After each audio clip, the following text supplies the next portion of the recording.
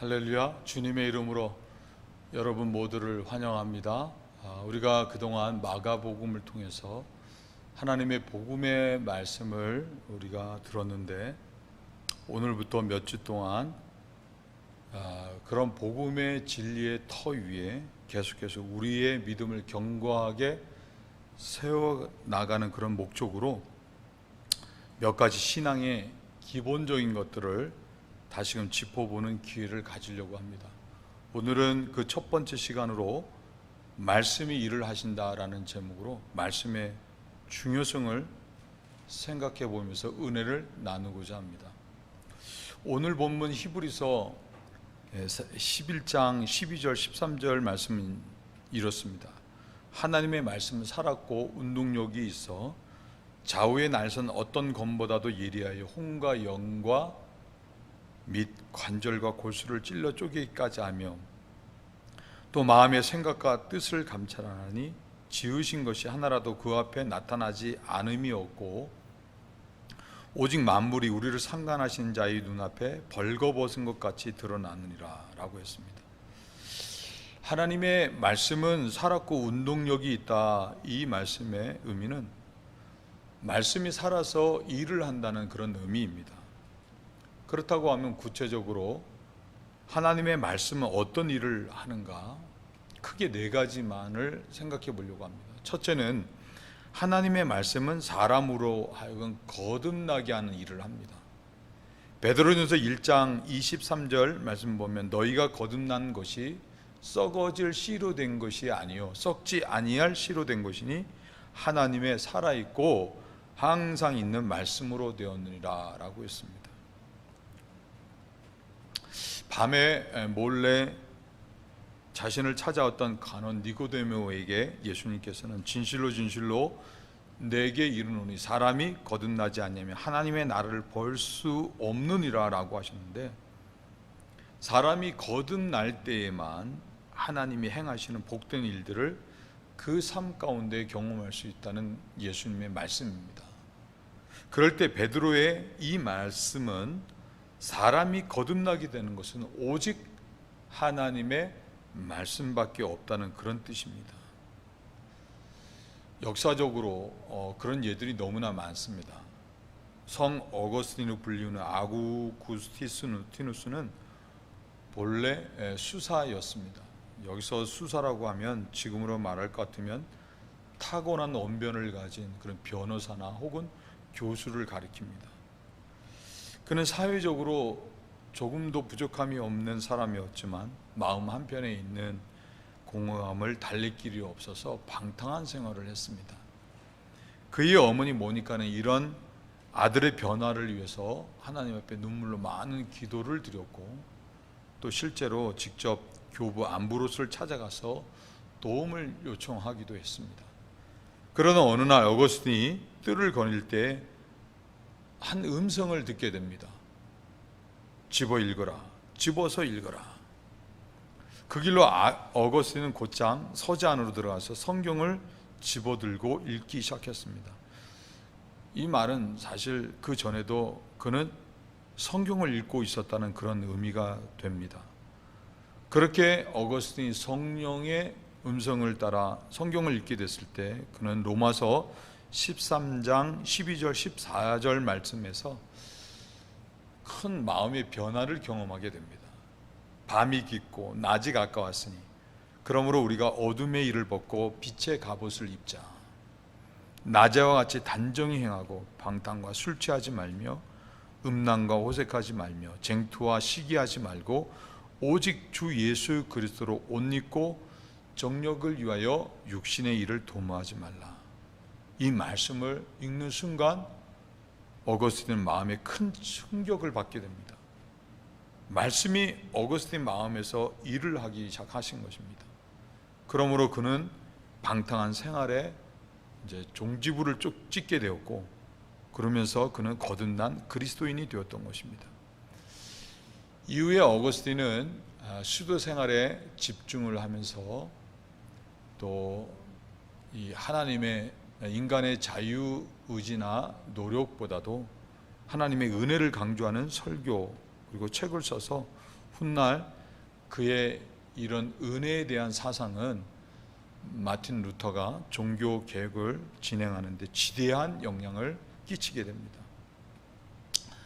우리 많은 성도들이 거듭나기를 소망하고, 그래서 참 생명을 얻고 하나님이 주시는 행복과 좋은 모든 것들을 삶 가운데 받아 누리며 살기를 소원하는데, 사람이 거듭나게 되는 것은 니고데모가 어머니 뱃속에 다시 들어가야 하느냐고 예수님께 물었던 것 같이 길을 쓰고 종교 생활을 하는 데 있는 것이 아니라, 말씀을 읽게 되면 말씀이 우리 안에서 일을 해서 우리를 거듭나게 하는 것입니다.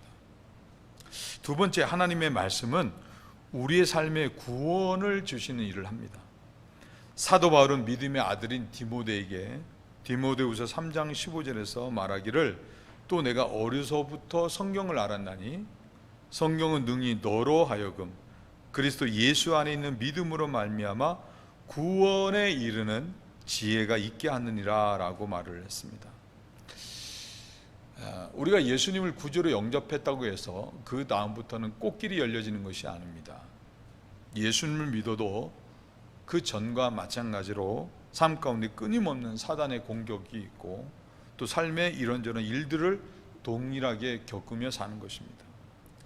그럴 때 전에는 쉽게 넘어지고 실패했었지만 믿은 이후부터는 그런 모든 일들에 대해서 당당히 맞서서 하나님의 구원하심을 경험하며 사는 것입니다.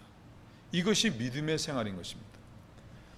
중요한 것은 시편 121편에서 시편 기자가 내가 산을 향하여 눈을 들리라, 나의 도움이 어디서 올고 나의 도움이 천지를 지으신 여호와에게서로다 라고 고백했던 것 같이, 구원은 오직 하나님께로서 오는 것이라는 사실입니다.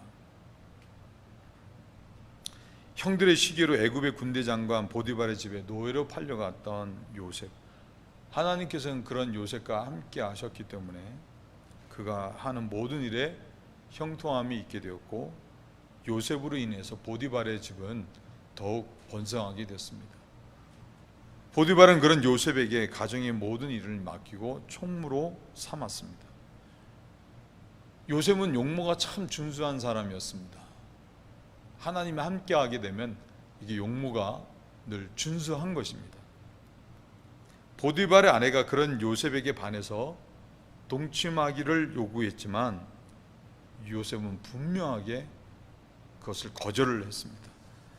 나의 주인이 가중제반 소유를 간섭지 아니하고 다 내 손에 위임하였으니 이 집에는 나보다 큰 이가 없으며 주인이 아무것도 내게 금하지 아니하였어도 금한 것은 당신뿐이니 당신은 자기 아내임이라. 그런즉 내가 어찌 이 큰 악을 행하여 하나님께 득죄하리이까. 만약에 요셉이 동침하는 죄를 범했다고 하면 요셉은 얼마 가지 않아서 하나님의 심판을 받는 심판의 대상이 되고 말았을 것입니다. 요셉은 하나님이 자신의 눈에 띄는 형상으로 나타나시지는 않았지만 그 자신의 마음에 늘 성령을 함께하고 계시고 그것을 분명히 알고 있었던 것입니다. 요셉이 유혹을 이긴 것은 요셉이 유혹을 이긴 것이 아닙니다. 그렇게 그와 함께 하신 하나님께서 그로 하여금 유혹을 이길 수 있도록 그 마음에서 일을 하셨기 때문에 이길 수 있었던 것입니다. 마찬가지로 요한복음 1장 1절 말씀 보면 말씀은 곧 하나님이시라고 했습니다. 요셉 안에 함께 하셨던 하나님께서 일하셔서 요셉이 유혹을 이길 수 있었듯이 말씀이 우리 안에 있어서 말씀이 일하시게 되면 우리는 모든 상황에서 하나님의 구원하심을 경험하는 사람이 되는 것입니다. 여러분, 우리들이 명심해야 될 것이 있습니다. 세상 사람들이 다 돈에 집중을 하고 있는데 돈이 죄를 이기고 삶의 어려움을 이기게 하는 것이 아닙니다. 세상에는 돈 때문에 타락해서 죄를 짓는 사람들도 많고 또 돈 때문에 사람 무시하고 교만하게 행동하는 사람들도 많습니다. 또 권력이 이기게 하는 것이 아닙니다. 뉴스를 보면 권력은 도리어 더 많은 죄를 짓게 할 가능성이 큰 것입니다. 우리 마음에 하나님의 말씀이 있을 때 말씀이 일을 하심으로 죄가 이겨지게 되고 고난과 어려움도 이겨지게 되고 마침내 부활의 영광을 경험하게 되는 것입니다. 말씀이 없으면 구원도 없고 말씀이 있으면 구원이 있는 것입니다. 말씀은 질병도 치유합니다. 조엘 오스틴 목사님의 어머니 도디 오스틴이 암에 걸렸을 때 그녀는 생각하기를 의사는 케어, 곧 환자가 낫도록 돕는 사람이지 큐어, 곧 치료는 하나님이 하시는 것임을 알고 성경에서 치유에 관한 모든 말씀을 찾아서 냉장고든 현관이든 화장실이든 다 눈에 보이는 곳마다 붙여놓고는 말씀을 읽고 말씀을 자기 자신을 향해서 선포를 했습니다. 그러자 그 말씀이 그 몸 안에서 일을 해서 더러운 균들을 제거하기 시작했고 대신 건강한 세포들이 왕성하게 활동함으로써 깨끗이 치유받는 역사를 경험하게 됐습니다. 말씀이 우리 안에서 일하실 때 죄가 이겨지고 삶의 모든 고난도 이겨지고 심지어는 질병에서도 치유받는 구원을 경험하는 그런 귀한 일들이 있는 것입니다. 계속해서 저는 지금 말씀이 우리 안에서 일하실 때 어떤 일을 하시는가를 살펴보고 있습니다. 셋째, 하나님의 말씀은 우리의 신앙을 성숙되게 하는 일을 합니다. 후안 카를로스 오르티즈 목사님이 진정 신자입니까? 라는 책에서 말하기를 오늘날의 교회의 문제는 성도들이 영원한 유년기에 머물러 있는 것이라고 했습니다. 성도는 믿을 때 반드시 신앙의 성숙이 있어야 되는데 여전히 어린아이와 같은 신앙을 갖고 있다는 것입니다. 어린아이는 자기 욕심만 부립니다. 어린아이는 자기 뜻대로 인해 안 해주게 되면 쉽게 삐지고 웁니다. 어린아이는 감정을 제어할 줄 몰라서 자기 마음대로 말하고 하고 싶은 대로 행동을 합니다. 어린아이는 어리석어서 쉽게 유혹에 넘어가고 어린아이는 연약해서 대항할 힘이 없습니다. 어른은 어린아이와 같이 감정적이지만은 않습니다. 어른은 자기 스스로 일을 알아서 감당할 줄 알고 또 어른은 쉽게 넘어지지 않고 연약한 지체들을 돌볼 줄 압니다. 마찬가지로 성도의 신앙은 어린아이가 아니라 그리스도의 장성한 분량에까지 성숙될 수 있어야 하는 것입니다. 바로 이런 이유 때문에 사도 베드로는 베드로전서 2장 1절 3절에서 이렇게 우리를 권면을 합니다. 그러므로 모든 악독과 모든 괴휼과 외식과 시기와 모든 비방하는 말을 버리고 갓난 아이들과 같이 순전하고 신령한 젖을 사모하라. 이는 이로 말미암아 너희로 구원에 이르도록 자라게 하려 함이라. 너희가 주의 인자하심을 맛보았으면 그리하라. 신앙생활에서 발전이 없는 이유는 꾸준히 말씀의 젖을 먹지 않기 때문인 것입니다. 베드로 사도의 말씀같이 우리들이 하나님의 은혜를 경험한 사람들이라고 하면 거기에만 머물지 말고 갓난 아이들같이 젖을 먹고 자라듯이 신령한 젖 곧 하나님의 말씀을 사모해서 먹고 자라야 한다는 것입니다. 저희 집에 아이들이 몇 달 전에 푸들 한 마리를 사왔는데 처음에는 두 손에 이렇게 들어갈 정도로 아주 작았습니다. 저는 이제 개가 사람 사는 집에 왔으니 사람이 먹는 밥도 좀 먹고 그래서 저 먹을 때 또 강아지도 좀 먹고 특별히 한국 사람 집에 왔으니까 우리가 김치 먹을 때 좀 김치도 주어서 먹게 하고 그래서 이게 식사 때마다 좀 제가 먹는 걸 나눠주려고 했더니 우리 아이들이 기겁을 하는 것입니다.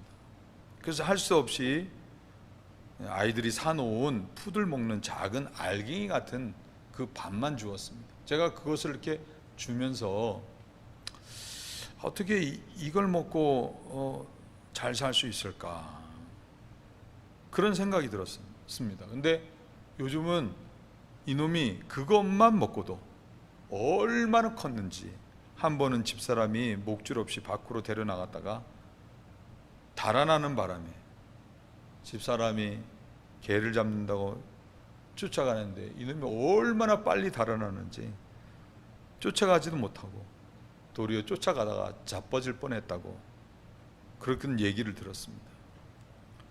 우리들도 이와 비슷한 생각을 할 가능성이 있습니다. 말씀 그게 뭐라고? 말씀을 읽는다고 해서 신앙이 성숙되는가? 아닙니다. 베드로가 하나님의 말씀을 신령한 젖이라고 표현한 것 같이 말씀은 신령한 것이기 때문에 우리가 말씀을 먹게 되면 그 말씀은 우리가 느끼지 못하는 사이에 말씀이 일해서 어느 순간부터 우리의 영이 살찌워지고 마음에 믿음의 근육이 생겨서 사단이 공격하더라도 쉽게 넘어지지 않는 강한 믿음의 소유자가 되게 되는 것입니다. 뿐만 아니라 나만 챙겨달라고 하는 어린 아이의 신앙에서 벗어나 주변에 힘들고 어려운 사람들을 찾아서 진실된 마음으로 기도해주고 사랑으로 섬기는 사람이 되게 하는 것입니다. 이 때문에 사도 바울은 디모데에게 성경에 대해서 또 한 번 말하기를 이렇게 말씀을 했습니다. 디모데후서 3장 16절 17절 모든 성경은 하나님의 감동으로 된 것으로 교훈과 책망과 바르게 함과 의로 교육하기에 유익하니 이는 하나님의 사람으로 온전케 하며 모든 선한 일을 행하기에 온전케 하려 함이니라 라고 했던 것입니다. 네 번째, 하나님의 말씀은 낙심한 사람들의 영을 소성케 하는 일을 합니다. 제 경험만 하더라도 은혜 받았다고 해서 항상 은혜가 충만한 것이 아닙니다. 어느 때는 조금 우울할 때도 있고 어느 때는 우리의 영이 침체될 때가 있는 것입니다. 우리는 이런 때를 잘 관리를 해서 위기를 극복할 수 있어야 되는 것입니다. 그러한 우리의 영이 솟게 되는 유일한 길 역시도 하나님의 말씀이 일하실 때 있는 것입니다. 엘리야가 갈멜산에서 아세라와 바알 선지자 850명을 진멸하고 그것 때문에 우상을 숭배했던 아방의 아내 이세벨로부터 쫓김을 당할 때 하룻길을 도망했던 엘리야는 로덴 나무 아래 앉아서 차라리 죽는 게 낫겠다고 드러누워서 죽기를 바랍니다. 그럴 때 천사가 지친 엘리야를 어루만지면서 숯불에 구운 떡과 한 병 물을 주어 먹고 마시게 했습니다. 엘리야가 다시 잠들자 천사는 두 번째 다가와서 또 똑같이 엘리야를 어루만지면서 숯불에 구운 떡과 물 한 병을 주어서 먹게 했습니다. 엘리야는 그렇게 천사가 준 것을 먹고 힘을 얻어서 40주야를 쉬지 않고 걸어서 하나님의 산 호렙산에 이르러 하나님으로부터 부여받은 사명을 끝까지 완수하게 됩니다. 지친 엘리야를 다시 일으켜 세웠던 떡과 물은 곧 우리의 줄인 마음을 해결해 주시기 위해 십자가에서 자신의 살을 찢어 생명의 떡을 공급해 주신 예수님의 사랑을 가리키고 또 우리의 목마름을 해결해 주시기 위해서 자신의 몸 안에 있는 물과 피 모든 것들을 쏟아부어 주신 예수님의 제한하는 은혜를 가리키는 것입니다. 이와 같은 주님의 사랑과 은혜는 세상에 그 어느 것과도 비길 것이 없는 것입니다. 우리가 말씀 속에서 이와 같은 주님의 십자가 그 사랑과 은혜를 알게 된다고 하면 그 사람은 힘을 얻고 영이 다시 사는 것입니다. 바로 이런 이유 때문에 이 하나님께서는 이사야 55장 오늘 본문 3절에서 말씀하시기를 너는 귀를 기울이고 내게 나와 들으라. 그리하면 너희 영혼이 살리라. 내가 너희에게 영원한 언약을 세우리니 곧 다윗에게 허락한 확신한 은혜니라 라고 하신 것입니다. 요즘 코로나 때문에 이제 인터넷으로 예배를 드린다고 하지만은 또 이렇게 정확하게 시간을 맞추고 준비를 해서 TV 앞에 앉아서 예배를 드리기가 이게 쉽지 않습니다. 놓칠 때도 많죠. 우리 집사님 가운데 한 분은 어쩔 수 없이 나오지 못하는 상황에 있으신데 그러다 보니까 영혼이 너무 지치고 또 힘들다는 그런 고백을 했습니다. 말씀을 들어야 말씀을 읽어야 말씀이 일하셔서 지친 영혼이 다시 소생케 되는 놀라운 일들을 경험할 수 있는 것입니다. 여러분, 우리 다윗의 인생을 너무나 잘 알지 않습니까? 그는 많은 고난과 어려움을 겪었던 사람입니다. 그랬을 때 그도 말씀이 일하셔서 자기 영혼이 소생되는 것을 경험하고는 시편 19편에서 이렇게 고백을 했습니다. 여호와의 율법은 완전하여 영혼을 소성케 하고 여호와의 증거는 확실하게 운운한 자로 지혜롭게 하며 여호와의 교훈은 정직하여 마음을 기쁘게 하고 여호와의 계명은 순결하여 눈을 밝게 하도다. 여호와를 경외하는 도는 정결하여 영원까지 이르고 여호와의 규례는 확실하여 다 의로우니 금 곧 많은 정금보다 더 사모할 것이며 꿀과 송이꿀보다 더 달도다. 사랑하는 성도 여러분, 말씀이 우리를 거듭나게 하고 말씀이 우리를 진리 가운데로 인도해서 구원을 얻게 하며 또 말씀이 우리로 하여금 무슨 일이든 할 수 있는 성숙한 그리스도인들이 되게 하고 또 말씀이 지친 우리의 영을 다시 살게 한다는 이 사실을 믿으시고 말씀을 세상 그 어느 것보다도 소중하게 여길 수 있는 여러분들이 되시길 주님의 이름으로 축원을 드립니다. 자, 그렇다고 하면 우리는 어떻게 우리의 삶에서 말씀이 우리를 위해서 일하시는 그런 일들을 경험할 수 있는가 하는 것입니다. 첫째는 말씀이 일하시는 경험하기 위해서 우리는 의도적으로 말씀을 가까이 해야 하는 것입니다. 말씀을 가까이 하지 않고서는 말씀의 일하심을 우리는 경험할 수 없는 것입니다. 그렇기 때문에 이사야 선지자는 이사야 55장 1절에 너희 목마른 자들아 물로 나오라, 돈 없는 자들아 오라, 너희는 와서 사 먹되 돈 없이 값없이 와서 포도주와 젖을 사라고 말씀으로 초대를 하고 있는 것입니다.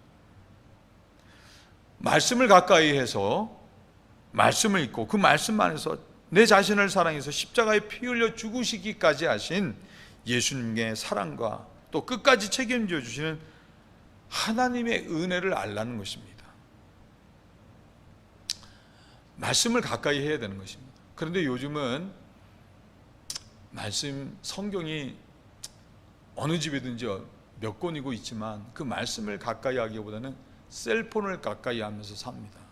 아침에 눈을 뜨면 제일 먼저 셀폰을 찾고 저녁에 잠들 때도 셀폰과 함께 잠이 드는 것입니다. 하루의 삶이 셀폰으로 시작해서 셀폰으로 끝나는 경우들이 많습니다. 지난주에 시계를 따라 살다 인생이 끝나는 것 때문에 화가 난다는 한 아일랜드 코미디언 이야기를 전해드렸는데 요즘 2-3살 먹은 어린 아이들만 보더라도 그런 아이들이 갖고 노는 것을 보면 셀폰과 함께 인생을 시작해서 셀폰과 함께 인생을 끝내는 시대가 됐다는 생각이 듭니다. 여러분, 이것들은 다 사단이 말세에 성도들로 하여금 은혜 받지 못하게 하고 또 믿음의 능력을 경험하지 못하도록 방해하는 것임을 우리들이 잘 알고 있어야 하는 것입니다. 이를 알고 우리는 의도적으로 셀폰은 멀리하고 성경을 가까이 해야 하는 것입니다. 구체적인 실천이 필요합니다.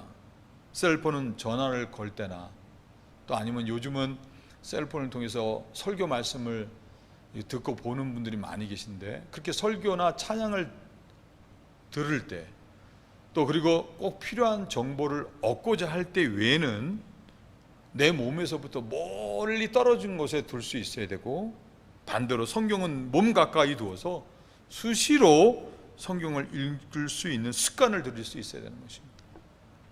시편 73편 28절에 하나님께 가까이 함이 내게 복이라 라고 했습니다. 하나님을 가까이 하면 복이 있는 것입니다. 시편 1편의 말씀같이 말씀을 가까이 하는 것은 곧 하나님을 가까이 하는 것이기 때문에 우리가 말씀을 가까이 하게 되면 말씀이 일을 해서 우리 삶에 하나님의 복을 경험하게 하는 것입니다. 말씀을 어떻게든지 의도적으로 가까이 하시는 여러분들 되시길 바랍니다. 둘째, 우리가 말씀이 일하시는 것을 내 삶 가운데 경험하기 위해서는 말씀을 있는 그대로 마음에 받아들여야 합니다. 오늘 이사야 선지자는 이렇게 말씀을 대언합니다. 이사야 55장 1절 3절 너희 목마른 자들아 물로 나오라. 값없이 와서 포도주와 젖을 사라. 너희가 어찌하여 양식 아닌 것을 위하여 은을 달아주며 배부르게 못될 것을 수고하느냐. 나를 청종하라. 그리하면 너희가 좋은 것을 먹을 것이며 너희 마음이 기름진 것으로 즐거움을 얻으리라. 너희는 귀를 기울이고 내게 나와 들으라. 그리하면 너희 영혼이 살리라. 그렇게 이야기하셨어요. 말씀을 청종하고 말씀에 기울여 들으라고 하는 것은 하나님의 말씀을 그대로 받아들이라, 그런 뜻입니다. 그렇게 하나님의 말씀을 받아들일 때 말씀이 내 안에서 일하시는 경험을 할 수 있는 것입니다. 에스더서를 보게 되면 유대인인 모르드게가 당시 페르시아 제국의 실세인 아말렉 출신 하만에게 절을 하지 않은 것 때문에 하만이 열을 받아서 모르드게만이 아니라 바사에 있는 모든 유대인들까지도 죽이려고 합니다. 이를 위해서 하나만은 왕을 돈으로 매수해서 어느 한날 유대인 주변의 사람들이 모든 유대인들을 죽이고 그 재산을 빼앗을 수 있도록 왕에게 조서를 받아서 쓰고 왕이 인장을 찍어서 전국에 붙이게 했습니다. 모든 유대인들이 이날 이것 때문에 그 날을 두려워하게 됐습니다. 그런데 상황이 역전이 됐습니다. 아하수에로 왕이 자신을 암살하려고 했던 계획을 모르드게가 무산시켰다는 사실을 알고 하만이 아니라 모르드게를 높여줍니다. 그리고 에스더는 죽으면 죽으리라 하고 아하수에로 왕에게 나아가서 잔치 때 하만의 악행을 고합니다. 아하수에로 왕은 그런 하만이 모르드게를 달아 죽이려고 했던 높은 장대에 매달아 죽게 했습니다. 그 다음에 참 중요한 일이 남아 있습니다. 모르드게는 급히 조서를 고쳤습니다. 주변에 유대인들을 괴롭히는 자가 있다고 하면 유대인들은 그런 이들을 죽이고 그들의 모든 재산을 빼앗아도 좋다고 하는 내용의 조서, 이게 조서가 역전된 것입니다. 그렇게 쓰고 왕의 인장을 꽉 찍어서 급히 전국에 붙이게 했습니다. 이로 인해 유대인들은 죽음의 두려움에서 벗어났을 뿐만 아니라 도리어 자신을 해코지하고자 하는 그런 사람들을 물리치고 그들의 모든 것을 빼앗아 누리는 사람이 되게 됐던 것입니다. 모두가 다 왕의 인장이 찍힌 조서를 유대인들이 그대로 믿음으로 받아들였기 때문에 행할 수 있었던 일이었던 것입니다. 여러분, 성경이 무엇입니까? 성경은 하나님의 감동으로 쓰여진 책이라고 말씀합니다. 하나님의 감동으로 쓰여졌다고 하는 것은 하나님께서 성령으로 인을 치셨다는 뜻입니다. 왕의 어인이 찍힌 조서를 마음에 받아들인 것 때문에 유대인들이 승리할 수 있었던 것 같이 하나님의 말씀을 그대로 마음에 받아들일 때 우리들도 말씀이 이래서 말씀으로 말미암아 자유함을 경험하고 승리를 경험하는 사람이 되는 것입니다. 태초에 하나님이 천지를 창조하시나 이 말씀을 그대로 받아들이는 사람은 창조주 하나님을 경험하는 것입니다. 하나님이 세상을 이처럼 사랑하사 독생자를 주셨으니 이는 저를 믿는 자마다 멸망치 않고 영생을 얻게 하려 하심이라. 이 말씀을 그대로 하나님이 나를 사랑해서 독생자를 주셨다고 하는 것을 마음에 이게 받아들이는 사람은 그 사랑으로 인해서 어떤 죽을 것 같은 상황에서 죽지 않는 영생을 경험하는 것입니다. 십자가에서 흘리신 예수님의 피가 내 죄를 깨끗게 하셨다는 말씀을 그대로 마음에 받는 사람은 죄사함을 경험합니다. 예수님은 임마누엘, 곧 늘 나와 함께 하시는 하나님이심을 말씀 그대로 마음에 받는 사람은 어떤 경우에도 흔들림이 없는, 하나님이 지켜주시는 말씀이 살아서 일하시는 것을 경험하는 것입니다. 할렐루야. 세 번째, 말씀이 내 삶 가운데 일하는 것을 경험하기 위해서는 청정, 곧 말씀을 듣고 따르는 말씀 그대로 실천할 수 있어야 하는 것입니다. 가나의 혼인잔치에 포도주가 떨어졌습니다. 예수님은 하인에게 6항아리 모두 아구까지 물을 가득 채우라고 했습니다. 하인은 이런 예수님의 말씀에 순종해서 6항아리 모두 물을 가득 채웠을 때 예수님께서는 다시 그에게 물을 떠서 연회장에게 갖다 주라고 하셨습니다. 하인이 예수님의 말씀에 순종해서 물을 떠다 주었을 때 연회장은 물이 포도주가 됐는데 전보다 더 좋은 포도주의 맛을 보고 기뻐했다고 했습니다. 뿐만 아니라 하인은 다른 사람들이 알지 못하는 예수님의 신비한 능력을 경험하는 사람이 됐습니다. 마찬가지입니다. 말씀이 우리 삶에서 일하시는 경험은 우리가 말씀에 순종할 때에만 경험할 수 있는 것입니다. 오늘 말씀도 보시길 바랍니다. 이사야 선지자는 이사야서 오늘 55장 후반에 이렇게 말씀합니다. 너희는 귀를 기울이고 내게 나와 들으라. 그리하면 너희 영혼이 살리라. 내가 너희에게 영원한 언약을 세우리니 곧 다윗에게 허락한 확실한 은혜리라. 내가 그를 만민에게 증거로 세웠고 만민의 인도자와 명령자를 삼았었나니 내가 알지 못하는 나라를 부를 것이며 너를 알지 못하는 나라가 내게 달려올 것은 나 여호와 내 하나님 곧 이스라엘의 거룩한 자를 인함이니라. 내가 너를 영화롭게 하였느니라. 우리가 하나님의 말씀을 듣고 순종하게 되면 하나님께서 일을 하신다는 거예요. 하나님께서 일하시는 하나님의 나라의 역사를 경험하게 된다는 것입니다. 그것 때문에 말씀에 순종한 사람은 하나님의 일하심을 통해서 영화롭게 된다고 말씀하시는 것입니다. 찰스 스펄전 목사님은 신자는 성경을 읽지만 비신자는 신자의 삶을 읽는다고 했습니다. 이 말의 의미는 우리가 말씀을 읽었다고 해서 다가 아니라 말씀에 순종할 수 있어야 하는 것이고, 그렇게 우리가 말씀에 순종할 수 있을 때 비신자가 구원받는 역사를 경험할 수 있다, 그런 말씀의 뜻인 것입니다. 사랑하는 성도 여러분, 여러분들 모두가 오늘부터라도 말씀의 소중함을 깨달으시고 말씀을 가까이 하시고 또 읽은 말씀을 마음에 그대로 받아들이시고 또 말씀에 청종하시는 삶을 사심으로 말씀이 여러분의 영과 삶에서 일하셔서 하나님만이 행하실 수 있는 하나님의 능력을 경험하시며 사시는 복된 성도들이 되시길 주님의 이름으로 축원을 드립니다. 자, 말씀을 이제 한국에서 순교한 최초의 기독교 서양 선교사에 대한 이야기를 들음으로 말씀을 또 마무리하려고 합니다. 목사의 아들이었던 로버트 토마스는 1863년에 런던 대학을 졸업한 이후에 그의 약혼자 캐롤라인과 함께 복음을 증거하기 위해서 중국 상해로 옵니다. 그렇지만 안타깝게도 그의 아내는 낯설은 환경으로 인해서 질병에 걸려 곧 죽게 됐는데, 그것 때문에 토마스 선교사는 사역을 중단하고 통역하는 통역관이 됩니다. 통역의 일을 하던 어느 날 그는 한국에서 온 천주교 신자들로부터 한국 상황에 대한 이야기를 듣고 직접 배를 타고 황해도의 한 섬에 도착해서 한국을 알아보기 시작합니다. 성경을 전달해 주고 그리고 한국 말을 배우게 됐습니다. 그런 가운데 선교의 열정을 다시 회복해서 이 토마스 선교사는 중국으로 돌아가게 됩니다.